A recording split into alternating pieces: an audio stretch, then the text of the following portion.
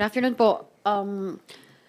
Chair Benny Abante, you mentioned before if Mayor Magalong refuses to face the committee with evidence, then he is nothing more than an empty can. Maingay pero walang laman. Sumagot po si Mayor Magalong, sabi po niya, hamon sila ng hamon pero wala namang pinapadalang notice sa akin. Your comment on that, and then of course, Chair Terry Ridon, kung nagpadala na po ba kayo ng invite po? Nakausap ko na po si Congressman Terry dyan sapagkat siya ang tatawag ng investigasyon. Ang sabi niya sa akin maghintay lang siya. Maghintay lang siya. Aabot po tayo dyan sa ganyang investigasyon.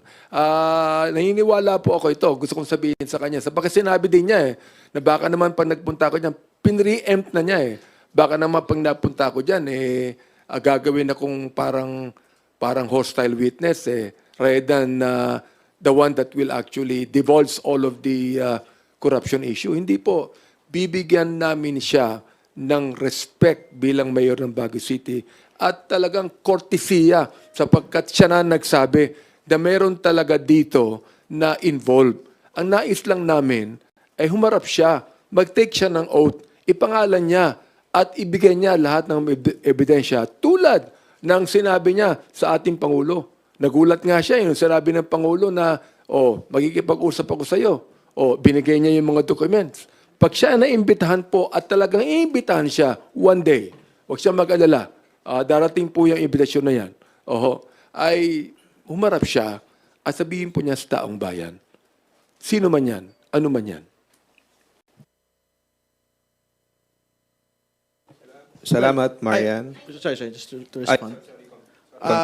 Well, again, to reiterate what we had already stated before, malaya po si Mayor Magalong na magpunta po sa Kongreso.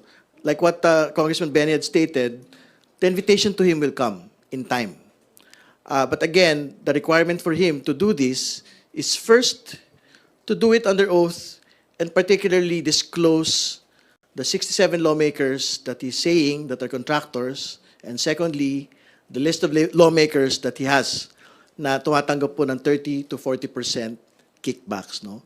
But if he will do this under oath, he will be afforded all the respect and dignity po sa pagpunta po sa isa pong komite po ng Kongreso. Sir, Gusto ko lang linawin, no? I'm not actually against Mayor Magalong. Sinusuportahan ko siya sa kanyang expose. Ang kinakailangan lang talaga namin malaman, sino-sino yung mga taong yan. Ang binanggit niya, merong 67. O sino yung 67 na yan na involved yan, no?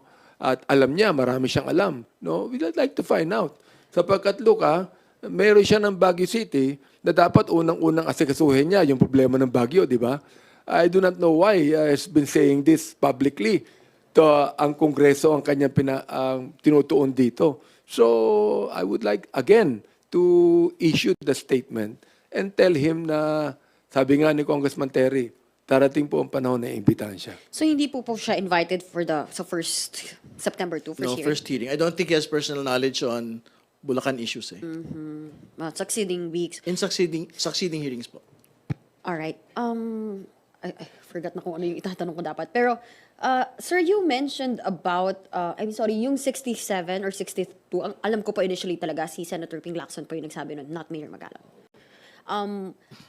You also mentioned na mukhang, kung may ebidensya siya, humarap siya. Pero, ano po masasabi ninyo na ito, even one of your colleagues po, Congressman Leandro Leviste, siya na mismo, meron na nga rin siyang evidence and may solid, kumbaga, may case study na tayo, isa pang ebidensya na previous Kong, talagang sinasabi niya, biding-bidingan yung dating Kong na pinalitan niya, siya daw yung namimili ng mga contractors.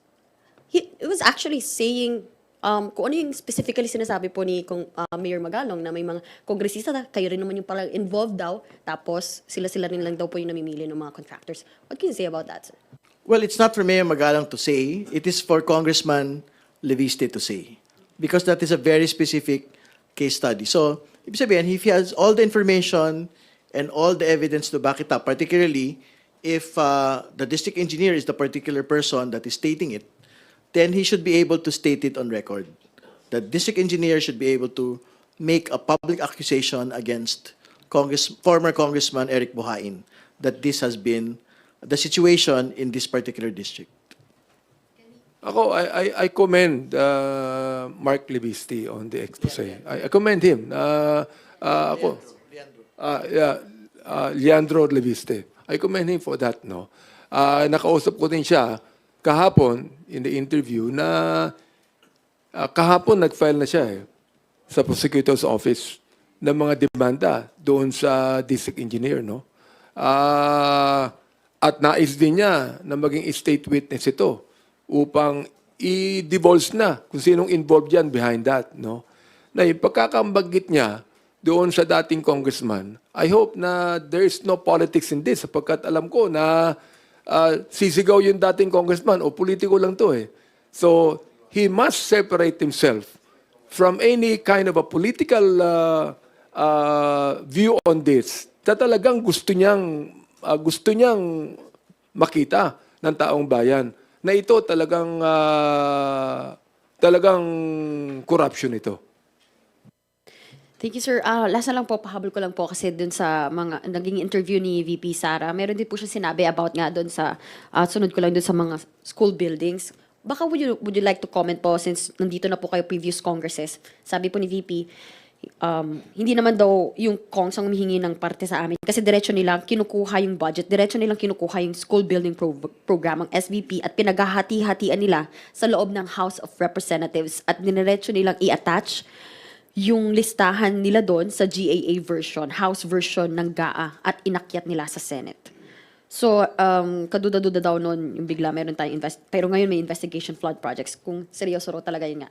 Nasagot nyo na yun. Pero yun nga po, sir, meron pong allegation na nga pinaghahati-hatian nyo po sa loob ng House of Representatives. Hope is not just saying it. We'd like her to give us the evidence on that. Nung mas maganda kung meron siyang mga ebidensya pwedeng iharap sa amin sapagkat ako hindi ako kasama diyan eh. Di ba? I mean, kung talagang meron siyang ebidensya, sabihin niya na yung mga ebidensyang yan. Talagang sinabi niya na pinaghahati-hatian ng Kongreso yan. Okay, sige, sabihin niya. Pero kinakailangan, meron siyang kasamang ebidensya dyan. At gusto kong sabihin din sa kanya na kung pag-uusapan po ang review ng Kongreso on the budget, pero pong karapatan ng Kongreso niyan. Pero tayong oversight committee niyan. Di ba? I mean, sa akin lang, sa ating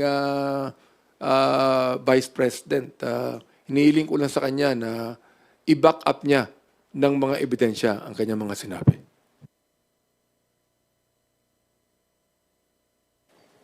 Thank you, Marian. Willie Delgado from DJMM PRTV. Magandang hapon, no?